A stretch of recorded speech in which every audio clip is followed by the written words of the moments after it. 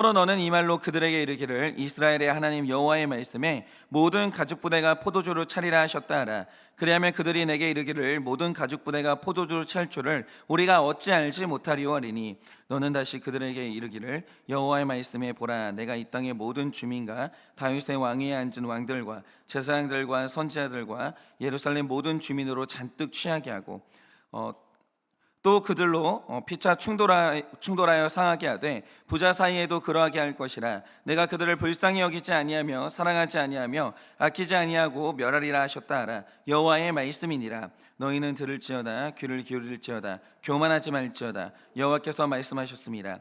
그가 어둠을 일으키시기 전 너희 발이 어두운 산에 거치기 전 너희 바라는 빛이 사망의 그늘로 변하여 침침한 어둠이 되게 하시기 전에 너희 하나님 여호와께 영광을 돌리라.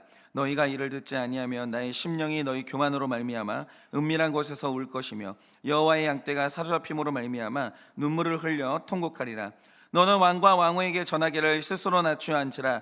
관 곧 영광의 면류관이 내려졌다. 다 같이 읽겠습니다. 네겝의 성읍들이 봉쇄되어 열자가 없고 유다가 다 잡혀가되 온전히 잡혀가도다. 아멘.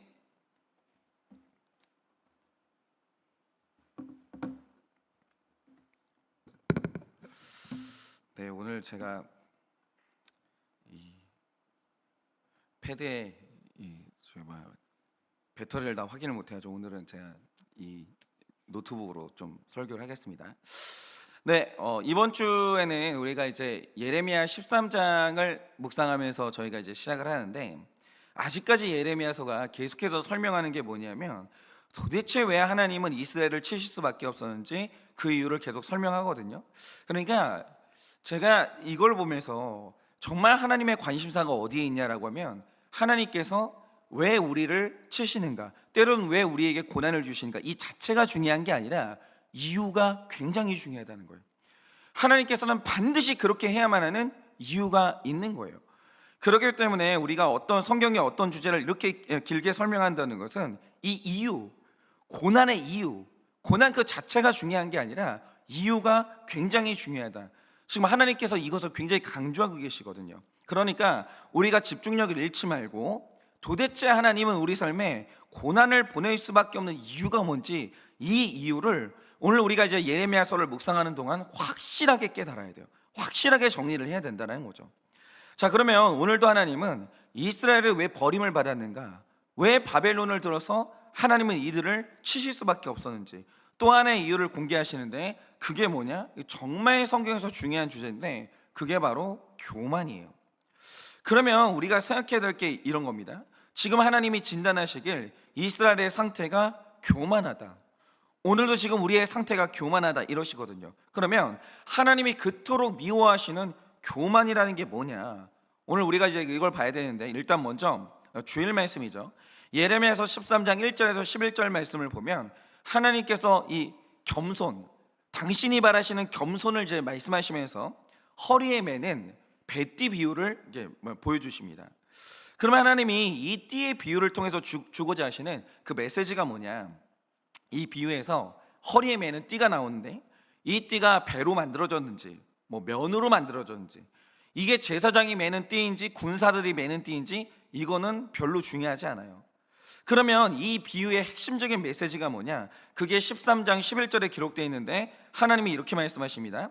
여호와의 말씀이니라. 띠가 사람의 허리에 속함같이 내가 이스라엘 온 집과 유다 온 집으로 내게 속하게 하여 그들로 내 백성이 되게 하며, 이렇게 얘기하는 거예요. 그러니까 이 띠를 설명하면서, 이 띠의 이제 비유를 설명하면서 하나님이 말씀하시는 게 뭐냐면 내 백성이 누구냐 이거예요. 내 백성의 특징이 뭐냐라는 거예요. 이거를 정확히 말씀하시는 거예요.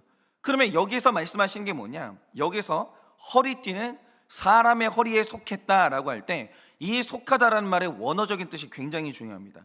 여기서 속하다라는 말의 히브리어가 다바크인데 이 단어가 아주 중요한 구절에서 한 번 더 쓰여요. 그게 뭐냐?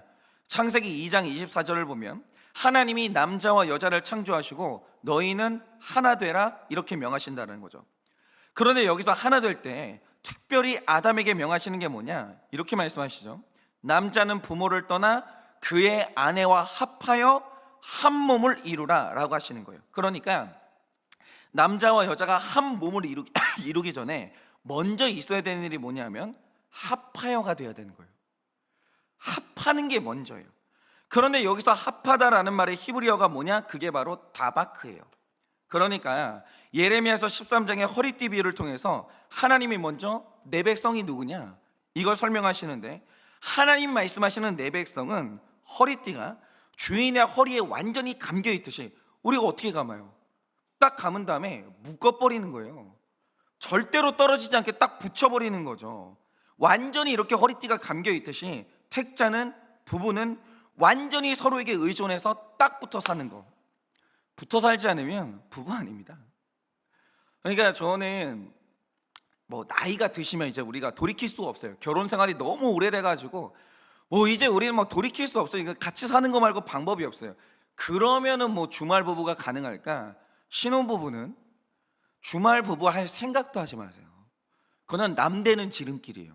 어떻게 신혼부부가 이제 뭐 주말 부부를 해요? 그건 어떻게 하나가 될 수가 없는 거예요. 그러니까 물리적으로 그냥 딱 붙어 사는 삶, 이게 부부고 하나님하고 딱 붙어 있는 존재, 그게 바로 하나님의 백성이라는 거예요. 그리고 딱 붙어 있는 거, 하나님하고 딱 붙어 살고 부부가 딱 붙어 사는 거, 이게 바로 겸손이라는 거죠. 그러니까 이게 하나가 된다, 붙어 산다, 이걸 더 구체적으로 말하면 사안마다 하나님께 묻고 유심히 하나님의 말씀을 듣고 들었으면 순종하고, 이게 바로 하나님과 딱 붙어 사는 겸손한 삶이라는 거죠.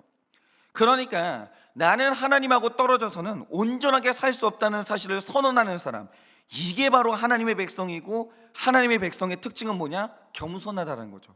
하나님하고 딱 붙어 사는 거예요. 그러니까 반대로 그럼 교만이 뭐겠어요?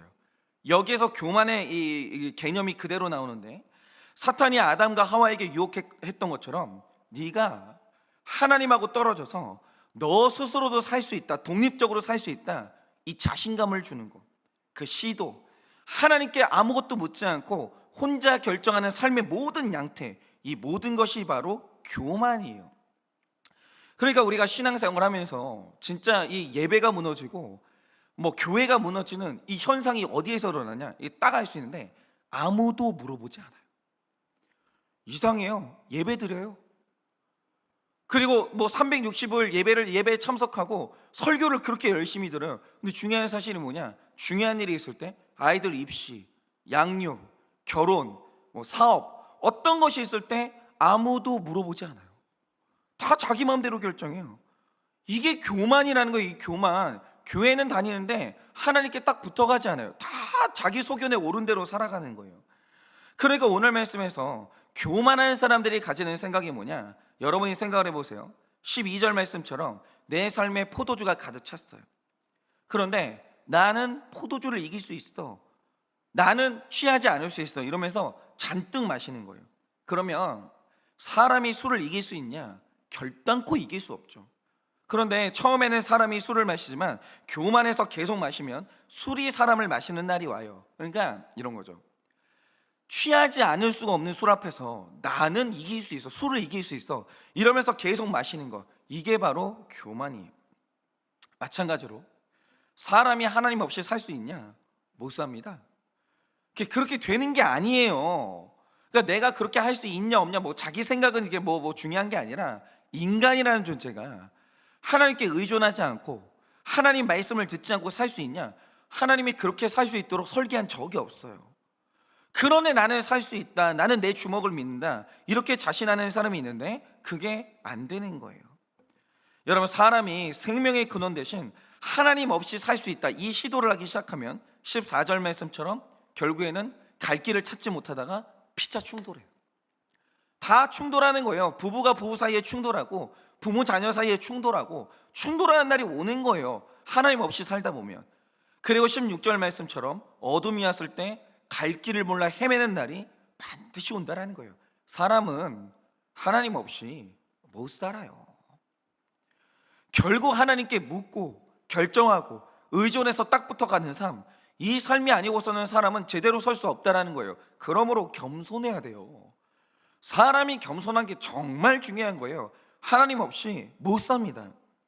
그런데 예레미야 당시에 이스라엘 상태가 이렇게 교만했던 거예요. 그러니까 이 당시 사람들의 구체적인 모습이 뭐냐? 그러면 교만하다고 할 때 교만한 인간의 모습이 뭐냐? 이걸 알고자 할 때 우리가 열왕기서를 볼 필요가 있어요. 왜냐?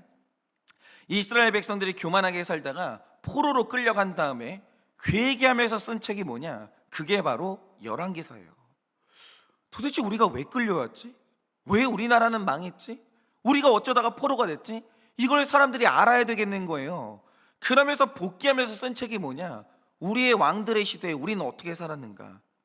이걸 쭉 이게 나오는데 열왕기서를 보면은 교만이 뭔지가 나오는 거예요. 이 열왕기서를 보면 이 교만한 인간의 모델이 하나가 딱 나오거든요. 그게 바로 아람의 국방 장관이죠. 이 나아만이라는 사람이에요. 이 사람은 열왕기서에 나오는 인본주의의 상징이고 교만함의 상징이에요. 근데 이 사람이 하나님을 만나서 어떻게 회복되는지 이걸 그대로 보여주는 게 뭐냐? 그게 바로 나아만의 스토리라는 거죠. 그러면 이 사람이 보여줬던 이 교만함의 구체적인 모습이 뭐였냐? 여러분 한번 잘 들어보세요. 이 나아만이라는 사람이 어느 날 나병에 걸립니다. 근데 이 나병은요, 성경에서 하나님이 주시는 징계의 상징이에요. 이 사람이 하나님 없이 살다가 어느 날 나병에 걸리는 거예요. 근데 이 사람이 나병에 걸려서 고통받던 날 어느 날 이스라엘에 이 병을 고칠 수 있는 선지자 복음이 있다는 소식을 들어요. 이 복음의 상징이 누구냐? 이게 바로 엘리사예요. 그러니까 이 사람이 병을 고치기 위해서 이스라엘에 온 다음에 선지자를 만나게 되는 거예요. 근데 이게 우리 교회 상황하고 너무 비슷한 거예요. 복음 없이 살다가 고난당하는 사람들이 이제 교회에 오죠. 이런 식으로 이제 오는 거예요. 그런데 이 만남에서 잘 들으세요. 복음의 상징이 엘리사인데 엘리사가 처방을 주는 거예요. 살고 싶어? 회복되고 싶어? 내 말대로의 처방을 주는 거예요. 그게 뭐냐? 들어보세요. 이 나아만이 왕의 친서를 가지고 엘리사를 찾아올 때 구원을 받고자 하면서 그가 가져오는 게 있었어요. 이게 인본주의인데 그게 뭐냐? 열왕기하 5장 5절을 보면 은 10달란트와 금 6,000개를 가져왔다라고 해요. 그럼 이게 지금 가치로 하면 얼마냐? 금은 54억 원어치를 가져온 거고 은은 34억 원어치를 가져온 거예요. 이게 뭐 우리 교회 누가 교회 오면서 이런 돈을 들고 올 리는 없겠죠. 어쨌든 간에 나아만이 이런 돈을 들고 온 거예요. 그러니까 보세요. 구원을 받겠다는데 구원을 위해서 들고 온 게 뭐냐? 엄청난 돈을 들고 온 거예요. 그러니까 이 나아만의 머릿속에 견고하게 자리 잡은 구원의 원리가 뭐냐? 나예요. 나. 내가 할 수 있다는 거예요. 내가 구원받는 데 있어서 내 지위, 내가 이룬 업적, 그리고 이 엄청난 금액을 쏟아붓는 나의 정성, 이게 내 구원을 결정한다라고 믿고 있는 거예요. 이게 교만이에요. 이게 기독교하고 아무 상관이 없는 거예요. 복음하고 아무 상관이 없는 이 인본주의예요. 내가 할 수 있다는 거예요. 나 그렇게 살아왔다는 거예요. 나의 이 큰 정성은 분명히 신의 마음을 움직인다, 이렇게 하는 거예요. 그러니까 우리가 오늘도 하나님께 받고 싶은 은혜들이 있잖아요. 그거 좋습니다. 자녀들 앞길이 잘 되기를 바라는 마음 하나님께 구해야죠. 그리고 우리 자녀가 어떤 질병에 걸렸어요. 낫기를 바라는 마음 구해야죠. 중요합니다. 그런데 중요한 사실이 있어요. 그거 어떻게 받아요? 하나 여쭤볼게요. 어떻게 받아요? 오늘도 우리는 하나님 앞에서 내가 은혜 받기 원하는 은혜들이 있다라는 거죠. 은혜를 어떻게 받아요? 많은 사람들이 착각하는 게, 기독교를 착각하는 게 뭐냐면 이게 지금 무속신하고 착각하는 게 나의 정성이 하나님을 조종할 수 있다고 믿어요. 그러니까 얼마 전에도 제가 제사를 말씀드렸는데 제사가 뭐예요? 아주 한상 거하게 차린 다음에 배 터지게 죽은 조상 먹이는 거예요. 죽은 조상이 배부르잖아요. 그럼 죽은 조상에게 내가 복을 받아낼 수 있다고 믿는 거예요. 근데 천만의 말씀이에요. 하나님은 그렇게 안 돼요. 그냥 우리를 성화의 차원에서 내가 너에게 바라는 게 이거야 라고 말씀하시고 때로는 그것 때문에 보상을 주시기도 하지만 복을 받지 못할 사람에게 설득당해가지고 복을 주시는 일은 없어요. 그리고 복을 받지 못할 사람이라 하더라도 그가 하나님의 구원받은 택자라면 하나님은 그에게 자격 없는 자에게 구원과 은혜를 주시는 거예요. 하나님의 주권이에요. 그러니까 생각 자체를 버려야 돼요. 내가 11조를 열심히 해가지고 40일 기도를 해가지고 헌금을 어마어마하게 해가지고 내가 하나님을 설득할 수 있다. 그분의 은혜를 내가 돈 주고 살 수 있다. 그러니까 천만의 말씀이에요. 그거는 안 되는 거예요. 근데 오늘 이 아람의 국방장관이죠, 나아만이라는 사람이 주님의 은혜를 살려고 하는 거예요. 근데 이전에 이 사람의 여종의 말을 통해서 여기까지 왔는데, 여종이 말했던 구원 조건하고 이게 완전히 다른 거거든요. 그러니까 열왕기하 5장 3절을 보면 여종이 말했던 구원의 조건이 뭐냐? 그냥 아무 조건 없이 만나라는 거예요. 내 주인이요, 만나소서. 만나면 됩니다. 아무것도 하실 수 있는 게 없어요. 만나시면 됩니다. 이렇게 얘기한 거예요. 근데 이게 어렵냐고요. 아니, 세상에 돈도 필요 없고요, 하나님은 돈으로 살 수 있는 분이 아니에요. 그냥 가서 만나서 살려달라고 하세요. 이게 어려워요? 이게 어렵냐고요. 그런데 나아만 같은 기복주의자, 도덕주의자, 공로주의자에게는 내 구원을 공짜로 받는 게, 내가 아무것도 안 하고 구원받을 수 있다는 이 말이 세상에서 제일 어려워요. 제일 어려워요. 여러분, 이런 인본주의자들은 내가 구원받는 일에 내가 아무것도 할 수 있는 게 없다, 오직 하나님의 은혜로만 된다, 이걸 인정한다는 게 정말 고통스러워요. 이 생각이요, 죽어도 안 바뀌어요. 그러니까 내가 구원을 받는데 공짜로 받으면 되고 아무것도 안 해도 됩니다 라고 할 때 이게 안 받아들여지는 거예요. 교만한 사람들은 다 내가 하는 거예요. 다 내가 하는 거예요. 그러니까 이런 게 이해가 안 가면 율법주의자고 인본주의자라고 보시면 되는 거예요. 그 사람 안에는 십자가가 없는 거예요. 그러니까 우리가 구원받을 때 예수님이 십자가에서 피 흘려 죽으실 때 사람이 흘린 피가 뭐가 있어요? 사람이 거기에 같이 동참한 게 뭐가 있냐고요? 없다고요. 예수님이 다 하시는 거예요. 근데 이걸 의존하는 거, 이걸 믿고 받아들이는 거, 그저 내 인생은 주님이 주시는 구원을 받는 거 말고 내가 할 수 있는 게 아무것도 없다, 이 한마디를 인정하는 거, 이게 나아만 같은 사람에게는 죽어도 안 되는 거예요. 그러니까 자기가 뛰어다녀요. 열심히 뛰어다녀요. 묻지도 않아요. 바빠가지고 열심히 뛰어다니는 거예요. 그러니까 구원에 있어서 당신이 할 수 있는 건 아무것도 없고 그냥 공짜로 받으시면 됩니다 라고 하는데, 그걸 못 믿어가지고 88억 원을 들고 오는 거예요. 88억 원을. 구원을 제값 주고 살려고 하는 거예요. 얼만데요? 말씀하세요. 네, 낼게요. 이러고 있는 거예요. 그러자 엘리사가 이 구원을 방해하는 이 교만, 이거를 밟기 시작해요. 그러니까 성경을 보면 교만한 사람은 구원받기 전에 한 가지 과정을 통과해요. 그게 뭐냐면 하나님이 밟아요. 그 교만 있잖아요, 그거 하나님과 같이 못 가요. 하나님이 밟아버려요. 그러니까 성경에 보면 헬라 여자가 하나 나오거든요. 자기 딸이 귀신 들린 헬라 여자가 하나 나오는데 그 헬라 여자 교만을 밟아요. 하나님이, 나는 내 음식이 있으면 자녀들한테 주지 개한테 안 줘. 네가 개 아니냐, 내가 개인 너한테 어떻게 구원을 나눠주겠냐, 이래요. 완전 밟아버리는 거예요. 그러니까 이 여인이 한 말이 뭡니까? 그런데 주님, 개들도 주인상에서 떨어지는 부스러기는 먹지 않습니까? 저는 그거라도 돼요. 이래야 구원받는 거예요. 아이, 하나님은 이 교만 있잖아요, 내가 뭐 할 수 있다, 이 교만은 용납을 안 해요. 철저하게 밟으시는 거예요. 이날도 나아만을 밟아버리신데 어떻게 합니까? 자, 드디어 나아만이 아주 교만하게 말과 병거들을 거느리고 존재감을 과시하면서 왔어요. 내가 이거 거느리고 오면 대접 좀 해주겠지. 엘리사에게 왔어요. 그런데 집 앞에 도착했더니 누가 나오냐? 엘리사가 안 나와요.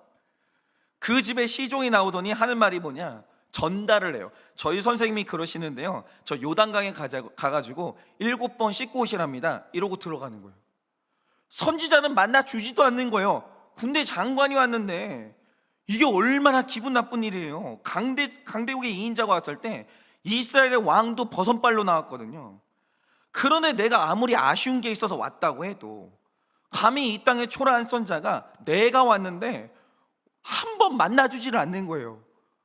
종을 통해 가지고 전달하는 건데 이게 일부러 하는 거예요. 너 그 교만 안 꺾이면, 주님 없이 너 혼자 살 수 있다는 그 교만 안 꺾으면 너는 구원 못 받아. 이 교만이 완전히 밟혀버리는 거예요. 하나님 밟아버리시는 거예요. 내가 이 생에 한번 만날까 말까 한 사람인데 들어와서 차 한 잔도 대접을 안 해주는 거예요. 이 상태에서 종에게 말만 전하는 거죠. 근데 저는 이게 얼마나 기분 나쁜 일인 줄 알아요. 제가 오래전에 이제 교회에서 사역할 때, 이 과장이 아니고요, 지금 그리스도인들뿐만이 아니라 안 믿는 사람들한테까지 유명한 책을 쓰신 어떤 분을 이제 만난 적이 있거든요. 근데 그분이 제가 사역했던 교회 이제 수요일 날 강사로 오신 적이 있어요. 그런데 이분이 쓰셨던 정말 유명한 책의 주제가 뭐냐면, 이 제목 자체가 너무 유명한 책이고 제목 자체가 이제 책의 주제라서 직접 말씀드릴 수는 없고 대략 겸손과 순종에 관한 책이었어요. 그래서 저는 이분이 이 책을 쓰셨으니까 누구보다 겸손하고 순종이 잘 될 줄 알았거든요. 근데 하필이면 그날 제가 사역했던 교회 담임 목사님이 급한 일이 있으셔가지고 저기 부교육자들이 그분을 맞이했어요. 근데 정말 놀란 게 뭐냐면, 이분이 그렇게 기분 나빠하시는 거예요. 내가 어느 나라를 가면 대통령도 만나는 사람인데 담임 목사님도 아니고 부교육자가 영접하러 왔다? 이게 용납이 안 되시나 봐요. 나는 그거 보고 정말 깜짝 놀랐어요. 계속 물어보시는 게 뭐냐면, 담임 목사님은 어디 가셨어요? 아니 어떻게 강사가 오는데 인사 한 번을 안 해요? 그러면서 그렇게 불쾌하시는 거예요. 여러분 보세요. 겸손과 순종으로 책을 쓰신 분도 무시를 당하면 이렇게 기분이 나쁜데, 공로주의자의 인본주의자, 완전히 성과주의자로 살아온 나아만이 개무시를 당했으니까 기분이 너무 나쁜 거예요. 근데 잘 들으세요. 구원에 있어서 구원받을 때 교만한 사람은 구원 못 받아요. 구원에 있어서 제일 중요한 게 뭐냐면, 내가 구원받을 의로움과 능력이 아예 없다는 죄인된 내 주제를 정확히 알고 인정해야 되는 거예요. 예를 들어서 제가 목사고 그 외에 어떤 사람에게 인정받는 타이틀을 가졌다 할지라도 나를 개만도 못한 존재라고 부르시는 하나님 앞에서는 크고 존귀한 자라는 그 앞에 타이틀은 다 버려야 되는 거예요. 하나님 앞에 어떤 타이틀도 없는 거예요. 누구라도 구원받고 그리스도인이 되려면 죄인이라는 타이틀 외에 나머지 정체성은 다 배설물이 돼야 되는 거예요. 그게 겸손인 거예요. 이게 안 되면 누구도 하나님을 못 만나요. 학벌, 무슨 내가 얼마 자산가, 죄송한데 세상에서나 중요하지 하나님 앞에 천국 갈 때는 아무 소용도 없어요. 그러니까 지금 엘리사는 나아만이 이 구원이라는 문제 앞에서 존귀한 자, 내가 일국의 국방장관이야, 이 타이틀을 버릴 수 있는지 없는지 이거 먼저 찔러보시는 거예요. 그런데 이게 얼마나 어렵냐 이거죠. 어떤 죄를 지었어도 죄를 인정하고 회개하며 사는데 그 앞에 타이틀을 포기하지 못해서 내가 이 사람들 앞에서 죄 고백하느니 혀 깨물고 죽고 말지, 내가 내 명성에 먹칠을 당하느니 차라리 지옥 가고 말지, 이런 사람들이 얼마나 많냐 이거죠. 이게 분수령이에요. 그러니까 사람이 구원을 받냐 못 받냐 여기에는 내 자존심을 꺾을 수 있냐 없냐, 지난날 내가 이루었던 모든 타이틀을 버릴 수 있냐 없냐, 이거 분수령이에요. 이게 진짜 중요해요. 얼마나 많은 목회자들, 장로님들, 권사님들, 집사님들이 교회에서 불러주는 그 직분과 체면을 내려놓지 못해서 오픈 하나를 못하는 거예요. 죄 고백 한 번을 못하는 거예요. 목사, 장로, 집사, 권사, 이 타이틀 때문에 죄 고백을 못하는 거예요. 그게 뭐라고. 이런 사람들 얼마나 많은지 몰라요. 그러나 나를 죄인이라고 부르시는 하나님 앞에서 무시를 잘 당하고 인정 잘하는 자기 부인이 없으면 절대로 하나님을 못 만나라는 거죠. 즉 나아만이 구원을 받는데 제일 문제가 되는 게 뭐냐, 자기를 부인하는 문제였고, 그러니까 이날 엘리사가 돈 한 푼을 안 받아요. 됐고 필요 없고, 내가 언제 이거 달라고 그랬어, 넌 그냥 죄인인 것만 인정해, 이것만 바라는 거예요. 이게 되게 어려워요. 그 다음으로 문제가 됐던 게 뭐냐, 10절에서 엘리사는 그에게 처방하길 요단강에 가서 몸을 씻어, 그러면 깨끗해질 거야, 이렇게 말했어요. 그런데 여기에서 또 일어나는 반발이 뭐냐, 그 당시에 요단강 물이 엄청 탁하고 더러웠거든요. 그런데 차라리 나아만이 사는 지역의 강물이 정말 깨끗했어요. 그러니까 나아만이 생각할 때 씻을 거면 요단강 말고 더 깨끗한 우리 지역의 물이 낫지 않나? 그러니까 하나님보다 내 생각이 합리적인 거 아닌가? 이게 교만이라고요. 이게 교만. 내가 더 의로운 것 같은 거예요. 그러니까 구원에 대해서 질문할 때 많이들 하는 질문이 뭐예요? 이순신 같이 대단한 분도 하나님을 안 믿으면 지옥 가요? 그런 게 어디 있어요? 라고 하는데 이 질문 속에 속해 있는 생각이 뭐냐, 자기가 하나님보다 의롭다고 생각하는, 하나님이 그것도 모를 것 같으세요? 하나님이 아나무인일 것 같으세요? 하나님이 자기보다 이순신 장군 더 사랑해요.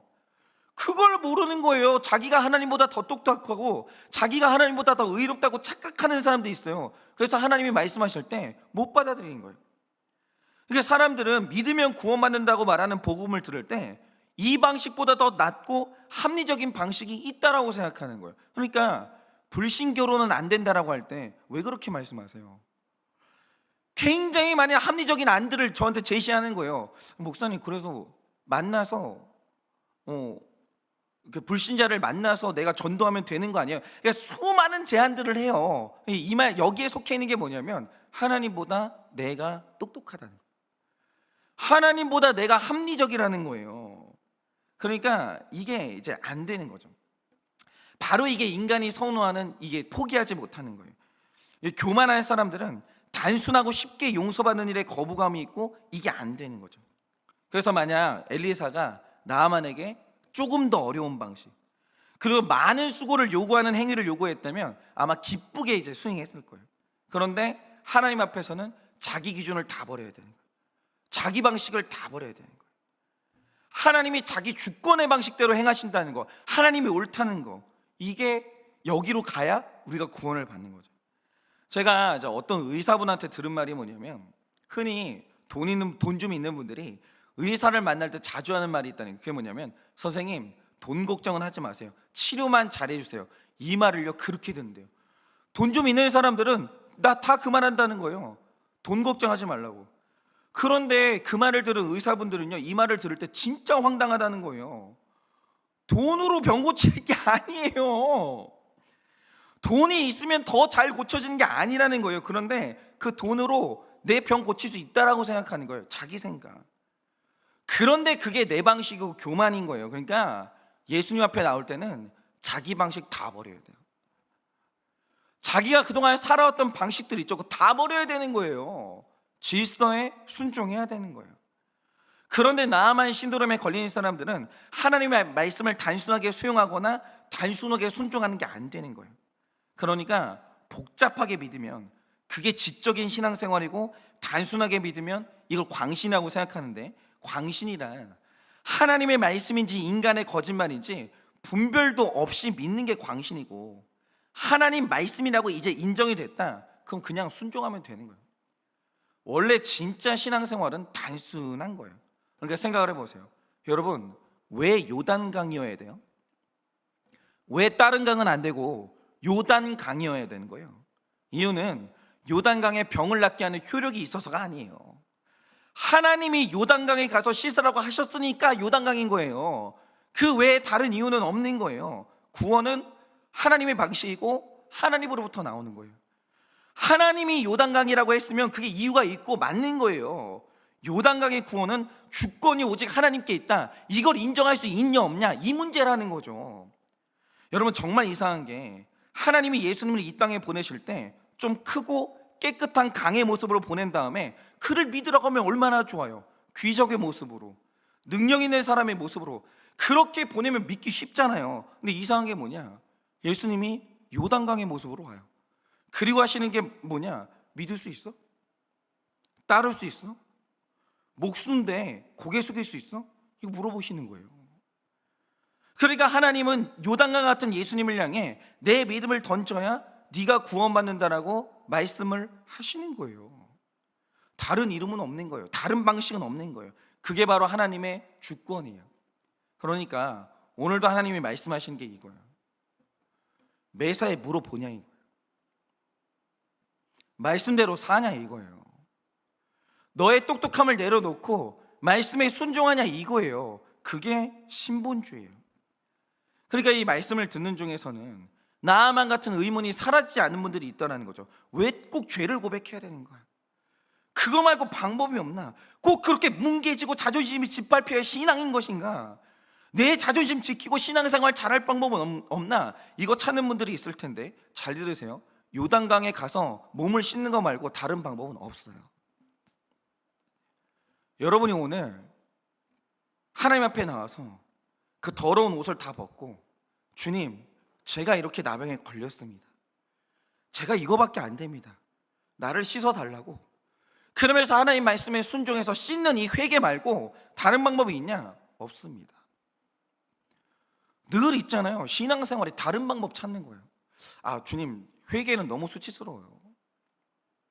그거 말고 다른 방법 없습니까? 깔끔한 방법 많잖아요. 제 체면도 좀 지켜주시고, 좀 저도 좀 자존심도 지킬 수 있게 타협할 수 있는 방법 없습니까? 늘 이래요. 신앙생활의 양태가 늘 이래요. 어디 타협점을 찾는 거예요. 근데 중요한 사실이 뭐냐? 없습니다. 그러니까 설교를 할 때 확실히 말해드리는 게 제일 빠른 방법이에요. 말씀드릴게요. 없어요. 여러분이 죄인인데 자존심 좀 지키고, 체면 좀 지키고, 내 지난날에 살아왔던 명성 좀 지키고, 그리고 구원받을 수 있는 방법이 있냐? 없습니다. 그냥 그렇게 말씀드릴게요. 없어요.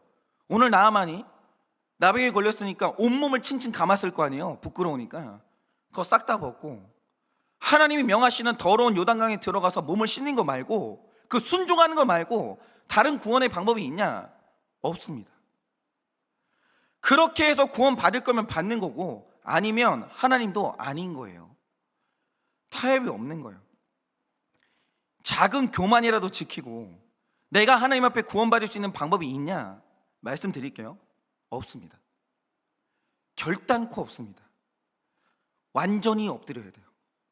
완전히 내려가야 돼요. 내가 죄인이라는 것에서 완전 100%의 인정이 있어야 돼요. 그거 말고 내 하나님을 기쁘게 만나는 방법이 있냐? 없습니다. 교회가 해야 될 게 뭐냐면 인본주의랑 그 교만을 허락하면 안 돼요. 교회가 그거 허락하는 순간 교회는 교회가 아니게 되고 구원의 문이 닫혀버리는 거예요. 오늘 우리는 이 말씀을 듣고 예레미야 시대의 사람들이 그거 허락했기 때문에 망한 거예요. 그러면 오늘 우리가 이 아벨의 예배를 회복한다고 할 때 오늘 해야 될 게 있어요. 그게 뭐냐면 회개 말고, 포장하지 마시고, 변명하지 마시고, 책임 전가하지 마시고, 분수령적으로 나의 책임을 100% 인정하는 이 회개 없이 나의 사랑하는 주님을 기쁘게 만나고 온전한 예배를 드릴 수 있는 방법이 있냐? 없습니다. 그런 건 기독교는 그런 걸 말한 적이 없어요. 여러분, 겸손하세요.